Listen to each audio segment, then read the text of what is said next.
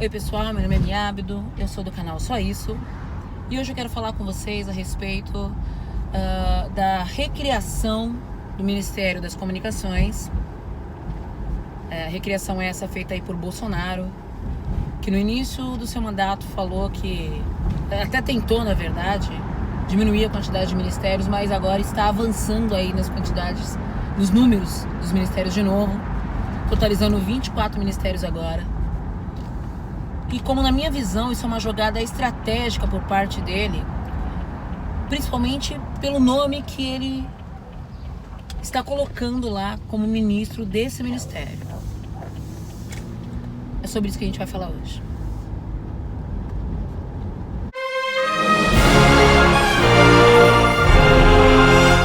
Bom, como eu falei para vocês no início do vídeo, eu quero falar com vocês a respeito da recriação aí do Ministério das Comunicações, né? Bolsonaro no início do seu mandato havia na verdade efetivamente diminuído a quantidade de ministérios. Primeiro ficaram 17 ministérios, depois aumentaram para 19, 20 e agora por fim então já temos 24 ministérios, né? Ele tinha banido o Ministério das Comunicações e agora ele recria esse ministério escolhendo um nome bem estratégico, que é o Fábio Faria.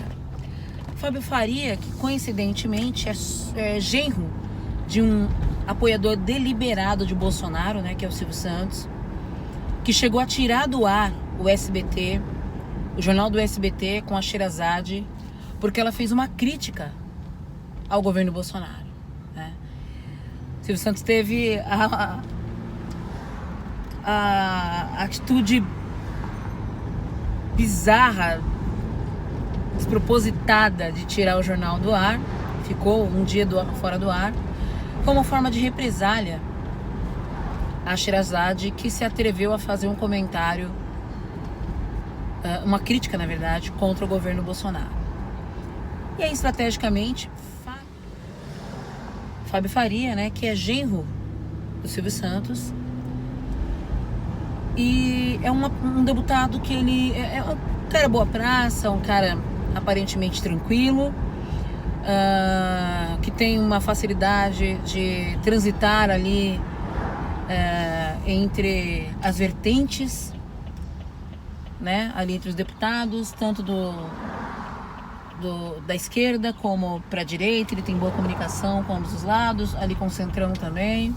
Inclusive, de manhã o Maia deu uma entrevista para a Globo, onde ele falou exatamente isso, que Fábio Lema é um cara tranquilo, é um cara que tem facilidade de comunicação com todo mundo, é um cara capacitado, né?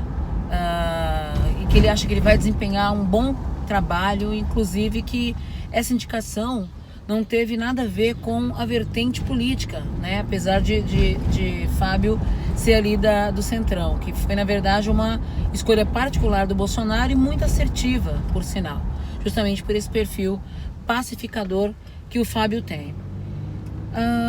Mas qual é a articulação de Bolsonaro por trás dessa recriação do Ministério das Comunicações, que no caso seria o ministério que fica responsável pela comunicação direta do governo com o povo, que também é responsável ali pelas concessões de TV, de rádio, né? Pelas TVs institucionais, né? Que é TV Senado, enfim, TV Câmara. Qual é a verdadeira intenção de Bolsonaro com isso?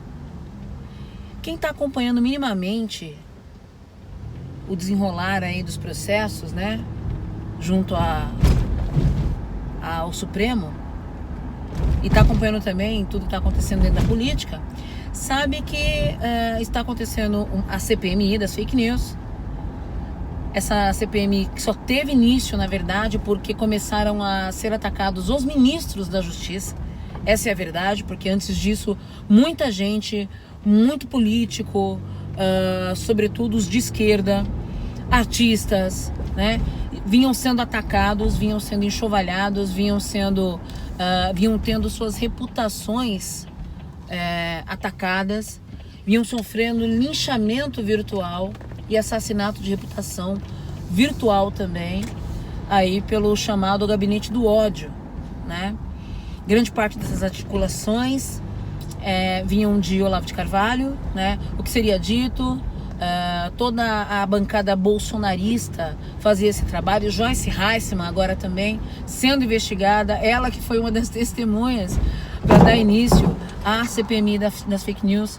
Ela agora também é alvo de investigação, né? Vocês sabem que aconteceram aí diversas apreensões de notebooks, celulares, né? De deputados bolsonaristas, né? E também de apoiadores de Bolsonaro, que faziam parte, né, dessa cúpula de ataque a qualquer pessoa que fosse contrária à ideologia bolsonarista, né? Buscas essas que foram feitas na casa de Alan dos Santos, deputada Bia Kicis, o velho da Havan, né? Que é o Luciano Hang, e a Sara Geromini, né? Que é a Sarah Winter, que na verdade se tornou um personagem aí, né? De ser forte, xingou o ministro de tudo quanto é nome, chamou ele de bundão pra baixo, disse que ia sair na mão com ele, e depois fez um outro vídeo dando uma de coitadinha, chorando, dizendo que ficou sem nada, que tiraram o celular dela, o tablet do filho, enfim, né? Então, o ministro Alexandre de Moraes determinou essas buscas e apreensões, tanto na casa desses deputados bolsonaristas, como na casa também desses apoiadores de Bolsonaro. Bem, por que eu estou falando tudo isso para vocês? Porque a grande estratégia do Bolsonaro, na verdade, é desvincular o gabinete do ódio do contato direto com o governo federal, numa tentativa de ludibriar uma outra tentativa de o STE usar as provas de que o gabinete do ódio existe, de que Bolsonaro fez uso, toda a chapa dele, na verdade, fez uso das fake news como base para sua campanha eleitoral, lá em 2018, o que poderia, na verdade, deslegitimar a sua eleição, a eleição de toda a sua chapa, e automaticamente fazer com que a chapa toda fosse cassada.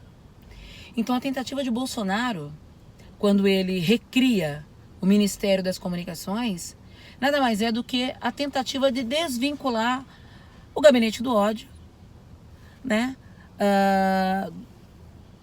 diretamente do governo. Ou seja, hoje agora então passa a existir um Ministério de Comunicações, e esse ministério não tem ligação direta com o governo federal.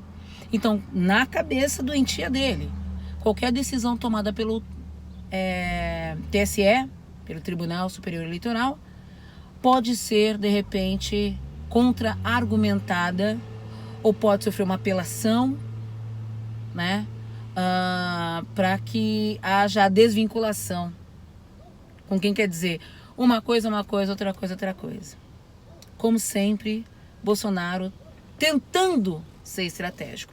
Aí ele mata dois coelhos com uma caixa d'água só, como diz o Chaves, porque aí também ele consegue ter uma maior articulação ali, né, com esse deputado, que é o Fábio Faria, que é um cara bem articulado, é um cara gente boa, conforme o próprio Maia disse, é um deputado muito tranquilo, uma pessoa muito tranquila, pacificadora, né? Ele consegue ali demonstrar que, de certa forma, está neste momento da paz, sempre naquele morde e assopra que ele pratica, né? Ele vai lá, morde os outros poderes, depois assopra. Morde os outros poderes, assopra.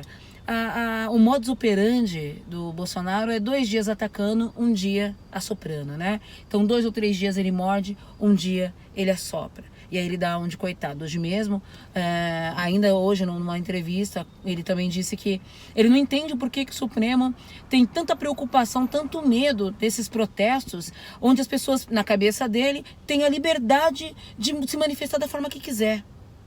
Não é verdade. Eu não posso pegar uma faixa e estender no meio de um protesto na porta lá do Ministério da Justiça e escrito